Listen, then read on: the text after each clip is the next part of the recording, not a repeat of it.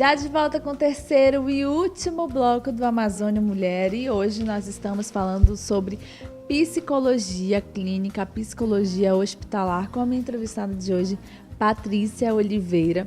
Patrícia, no segundo bloco nós terminamos falando sobre a psicologia organizacional, a psicologia educacional, que são áreas que você também atua, juntamente com as suas amigas, né? Mas assim, na área clínica, no consultório, tem alguma história que você possa falar de superação de um paciente que depois você se sentiu, poxa, com dever cumprido? Sim. Fugindo um pouco, né, da educacional e organizacional, trabalho no consultório e a gente atende qualquer um que nos procura. Então, dentro desses atendimentos, tem um caso muito especial para mim, que foi até ainda no meu estágio da faculdade mesmo. Nós atendemos na clínica e, assim, todos os psicólogos, se precisarem, precisam de um psiquiatra para dar um apoio. Então, para que esse meu paciente ele tivesse, como que eu posso falar, um progresso nesse atendimento, eu precisei desse profissional. E aí, nesse caso, o que aconteceu? Ele chegou com a ansiedade assim no último nível, entendeu? Então, era quase impossível você fazer um atendimento com esse paciente. E aí, foi encaminhado para o psiquiatra e, voltando, a gente conseguiu fazer. Então, a cada sessão que você vê que aquela pessoa que te procura, se ela te procura, é porque ela está sofrendo de alguma maneira. Ninguém procura um médico, ninguém procura um psiquiatra, ninguém procura um dentista se nada está acontecendo, não é verdade? Então, quando ele procura um psicólogo é porque está doendo em algum lugar. E nesse caso, é a parte emocional, é que ela fala mais forte. E aí, a cada sessão, eu ia percebendo, sabe, esse progresso. Esse paciente ele ia melhorando, ele conseguia sair de casa, que antes não conseguia. Ele conseguia... consegui ir pro trabalho hoje. Não, eu passei só 1 hora, mas eu já consegui ir. Ai, cara, legal. eu falei, puxa, que bacana, coisas que né? são tão simples, mas para ele era tão complicado, tão difícil. Né? E isso é gratificante para qualquer profissional. Então, para mim, foi um caso marcante, porque no final... Ele conseguiu trabalhar, ele cortou o cabelo, ele fez a barba, ele começou a se valorizar novamente. Perceber que dentro dele ele tinha essa força, esses recursos, para que ele conseguisse novamente, gradativamente, voltar à vida normal. E quando terminou, assim, para mim foi um presente. E tem um porquê, Patrícia, por exemplo, no caso desse paciente, ele tinha um nível de ansiedade bastante elevado. E isso se deu por quê? Foi gerando pouco a pouco? Como é que acontece isso? Para chegar nesse grau, nesse último grau, assim, muito elevado, ele vem trazendo ao longo da vida, né? Ele era um homem adulto, então ao longo da vida, desde a infância, alguns casos, alguns acontecimentos traumáticos, então ele foi e chegou num limite, onde ele não deu mais conta. Então, quando ele não deu mais conta, ele precisou de ajuda. E ele foi buscar essa ajuda. Então, é assim, é aos poucos, né? Você vai até chegar no teu limite. Qual é a predominância da faixa etária dos teus pacientes que você atende mais, assim? No momento, é adulto. E quando eles chegam no consultório, Patrícia, com um caso, como é que é a atuação do psicólogo, assim? Normalmente, quando a gente pensa, né, vou ao psicólogo, a gente já pensa no divã, só deitada, contando toda a história de vida dela, né?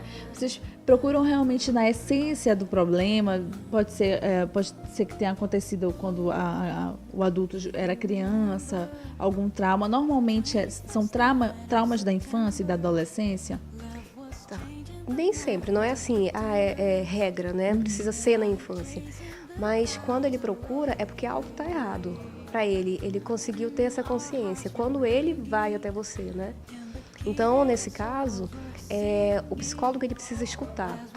O psicólogo precisa ter essa escuta muito apurada, porque às vezes você só precisa escutar mesmo e ele só quer que você escute. Então, tendo essa escuta apurada, você consegue, através da fala dele, através do que ele comenta, do que ele traz para você, você consegue ir, né, tomando nota. Então, você vai entendendo essa problemática dele, entendeu?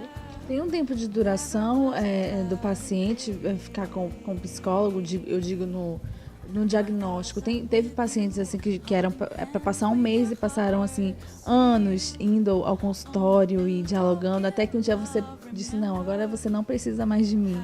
Ou depende muito? Acontece de pacientes passarem anos, né, fazendo terapia.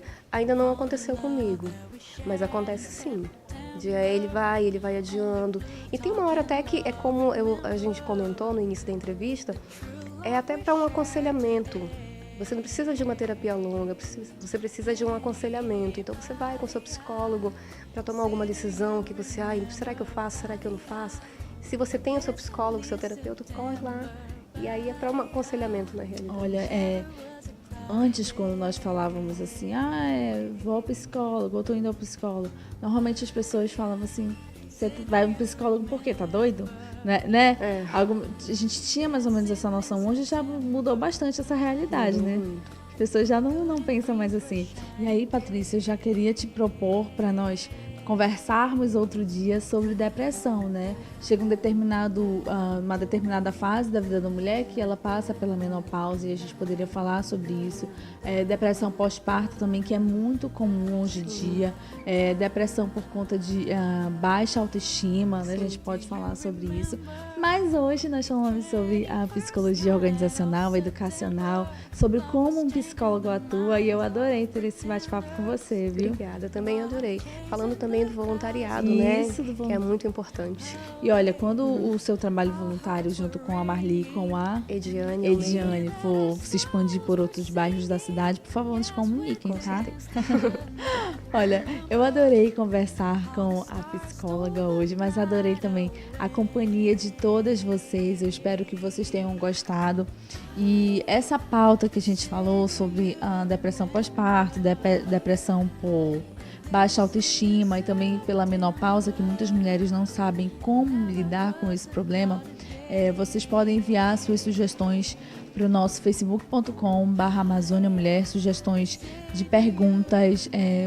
Se você deseja sugerir um outro tema, você conhece alguém que já passou por uma determinada depressão ou está vivenciando esse mal do século XXI e não sabe como ajudar, envia para a gente a sua sugestão de pergunta, de pauta e a sua opinião a respeito desse assunto, viu?